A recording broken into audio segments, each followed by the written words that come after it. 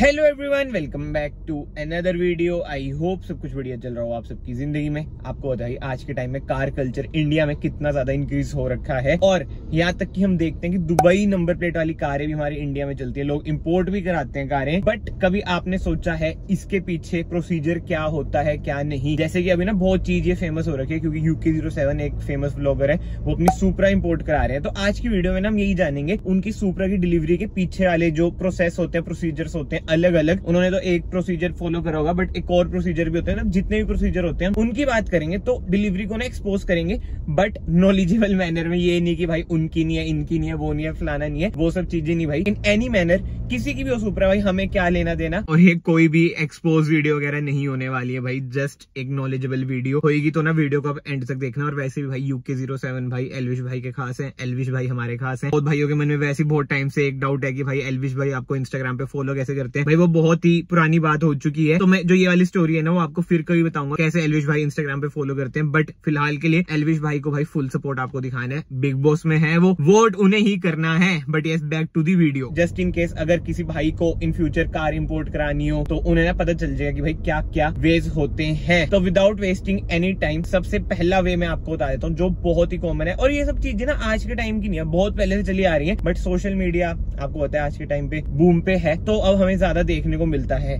But सबसे पहले हम बात करते हैं जो बेसिक चीज है फर्स्ट पॉइंट की, जो वो अपनी सुपरा में नहीं कर रहे हैं। मतलब कि जो उनकी सुपरा आएगी ना वो दुबई नंबर प्लेट वाली आएगी भाई, इंडियन नंबर प्लेट वाली नहीं होगी। जैसे उनके व्लॉग्स में अभी पता चला, मैंने रिसेंटली व्लॉग देखा था भाई, सुपरा देख के तो बंदे का मन कर ही जाता है भाई, सुपरा इंडिया में आ रही है, बहुत ही एक्साइटिंग चीज लगती है हमें। बट एनीवे, जो फर्स्ट पॉइंट है भाई, डायरेक्टली कार हम इंपोर्ट ही करा लेते हैं, और उसके लिए हमें 150 से 200% इंपोर्ट ड्यूटी, कस्टम ड्यूटी, जो भी आप कहना चाहें, वो हमें पे करनी पड़ती है। जैसे कि बहुत ही पहले टाइम में एक बंदे ने मैक्लेरन मंगवाई थी। बट उन सब चीजों में पता है क्या होता है, नंबर प्लेट भी ना आपकी इंडियन ही लगेगी, मतलब कि IND नंबर प्लेट लग जाएगी। जैसे कि मैं ले आया सुपरा, मतलब कि मैंने इंपोर्ट करा ली दुबई से, ठीक है, और मैंने कह दिया मैं तो इधर ही रजिस्टर कराऊंगा, तो मुझे कस्टम ड्यूटी पे करनी पड़ेगी 150%, 200%, और उसी के साथ साथ रजिस्ट्रेशन तो अलग ही आ जाती है, इंश्योरेंस वगैरह, मतलब कि बहुत चीजें पे करनी पड़ती है। जो ये वाला प्रोसीजर होता है ना, बहुत ही हमें महंगा पड़ता है। बट एक चीज आप माइंड में जरूर रखेंगे, इस प्रोसेस से ना कार आपके पास परमानेंटली आ जाएगी। ये नहीं कि 6 महीने के लिए, 12 महीने के लिए,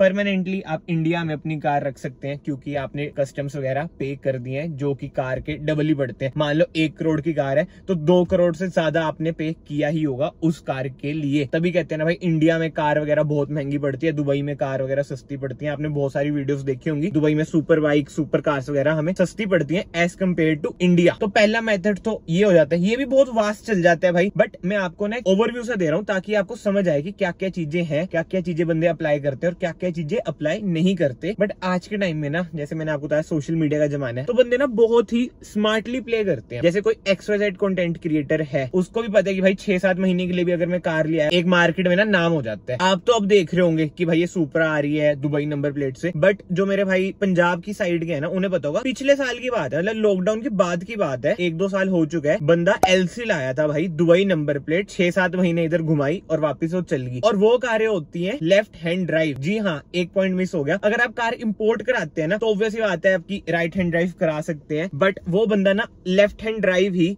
कार चला रहा था। जैसे अभी उनकी सुपरा आएगी तो वो LHD ही होगी भाई, लेफ्ट हैंड ड्राइव ही होगी, ऐसे राइट हैंड ड्राइव नहीं होगी जैसे हमारे इंडिया में होता है। तो इसके पीछे का क्या सीन है भाई, Dubai number plate, left hand drive, ये भी बहुत पहले से चला आ रहा है, बट अब ज्यादा ही लाइट में आ चुका है। तो अब आ जाता है मेन पॉइंट भाई, जो हमारा है दूसरा वे कार इंडिया लाने का। बट जो ये वे है ना, ये परमानेंट वे नहीं होता है। जैसे उनकी सुपरा आ रही है, वो मैक्सिमम 6 मंथ्स या फिर भाई 12 मंथ्स से ज्यादा नहीं वो इंडिया में रहेगी। एक बार उसे दुबई वापस जाना पड़ेगा, उसके बाद वो फिर से कारनेट वगैरह अप्लाई करेंगे, तो अलग ही मैटर हो जाता है। जी हाँ, दूसरा वे है कारनेट। अब आप लोग सोच रहे होंगे यश भाई ये कारनेट क्या है। भाई एक बार आप गूगल करना ATA कारनेट, तो आपको वही थोड़ी सी फॉर्मल भाषा में समझ आ जाएगा। बट बिल्कुल ही मैं आपको देसी भाषा में बताऊं ना, जैसे हमारा एक पासपोर्ट होता है ना, वैसे ही कारनेट ना आपकी कार का पासपोर्ट होएगा। बट जरूरी नहीं है कि कारनेट सिर्फ और सिर्फ कार का ही मिलता है, इलेक्ट्रॉनिक आइटम्स का भी मिलता है, XYZ चीजें औरों का भी मिलता है। बट देसी भाषा में बताऊं तो जैसे आप कार ला रहे हो, उसका ना वो पासपोर्ट है, उसका ना नाम हो जाता है भाई कारनेट, ATA कारनेट, जो कि दुबई से हम कार वगैरह इंपोर्ट कर सकते हैं। ऑब्वियसली बात है, जैसे हम कार ला रहे हैं तो वापिस भी हमें दुबई भेजनी ही पड़ेगी। बट इसमें भी ना अंदर सब पॉइंट्स आ जाते हैं जो आपको माइंड में रखना पड़ेगा कि भाई अगर आपके पास रेजिडेंस वीजा है, जो कि शायद से UK07 के पास है, तो ही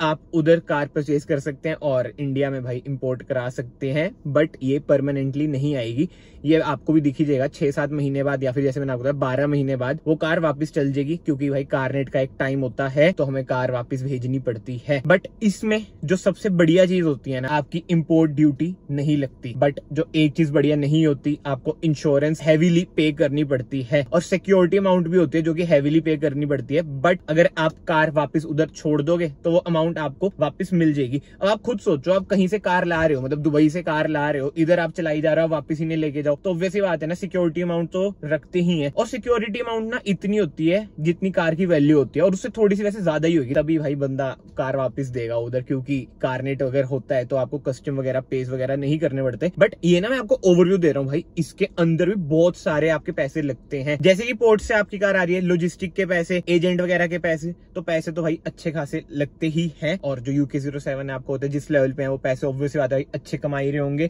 और इस वीडियो के थ्रू आई होप आपको भाई सारे सीन समझ आ रहे हो। भले मैंने कहीं पे टाइटल थंबनेल में कहीं पे भी लिखा हो एक्सपोज वगैरह, बट आपको होता है क्या चीज होती है यूट्यूब की, क्या एल्गोरिदम है। बट जो मेरा भाई अभी तक इधर वीडियो देख रहा है उन्हें समझ आ चुका होगा भाई, वीडियो सिर्फ और सिर्फ नॉलेज पर्पज के लिए, ताकि आपको भी समझ आए कि भाई रियलिटी क्या होती है। बहुत ही मुश्किल से भाई कार इंपोर्ट होती है, मतलब कि दोनों मेथड लगा लो, आप इंपोर्ट करा रहे हो या फिर कारनेट पे ला रहे हो, बहुत ज्यादा धक्के आपको खाने पड़ते हैं और कॉन्टैक्ट्स भी आपके अच्छे खासे होने चाहिए। और पैसा तो देखो भाई है ही मेन, पैसा भी भाई अच्छा खासा आपका लगता ही है। पॉइंट आ जाता है, क्या हमें कारनेट पे कार लानी चाहिए या फिर हमें इंपोर्ट ही करा लेनी चाहिए, जैसे बड़े बड़े सितारे क्रिकेटर्स वगैरह करते हैं। सचिन तेंदुलकर जी ने भी मेरे ख्याल से एक बार कार को इंपोर्ट कराई थी, मुझे अब याद नहीं है कौन सी कार है कौन सी नहीं। तो भाई देखो, अगर आपके पास अंधा पैसा है और आपको परमानेंटली कार चाहिए, जैसे टेस्लास भी लोग कराते हैं, इंडिया में कुछ टेस्लास भी हैं, तो भाई आप करा सकते हो इंपोर्ट, कस्टम ड्यूटी वगैरह आप पे कर सकते हो।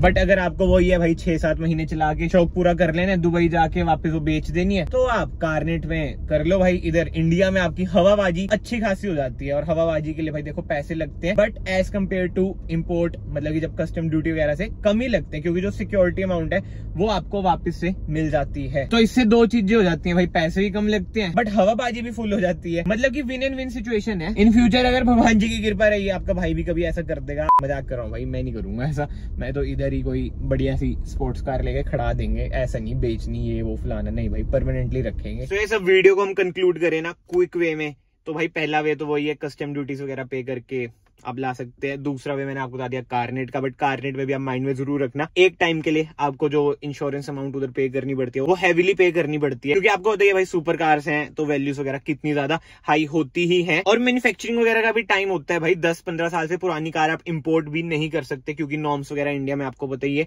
कितने ज्यादा स्ट्रिक्ट हैं। तो बहुत सारे फैक्टर्स रोल प्ले करते हैं अगर आपको कुछ ऐसा करना है। बट एनीवे, अगर आपको वीडियो पसंद आई है, थोड़ी बहुत नॉलेज मिली है, और जो जो मेरे से चीजें मिस हो गई हैं अगर आपको पता है इस बारे में, तो कमेंट सेक्शन ओपन है, आप अपने ओपिनियन भी जरूर दें कि भाई ऐसा ऐसा सीन होता है, ये है वो है, क्योंकि भाई नॉलेज बांटने से ही बढ़ती है। इस वीडियो को मैं फिलहाल यहीं पे एंड करता हूँ। अगर आपको वीडियो पसंद है, वीडियो को याद से लाइक कर देना, चैनल को याद से सब्सक्राइब कर देना। मैं आप सबको मिलता हूँ नेक्स्ट वीडियो में, till then bye bye, take care.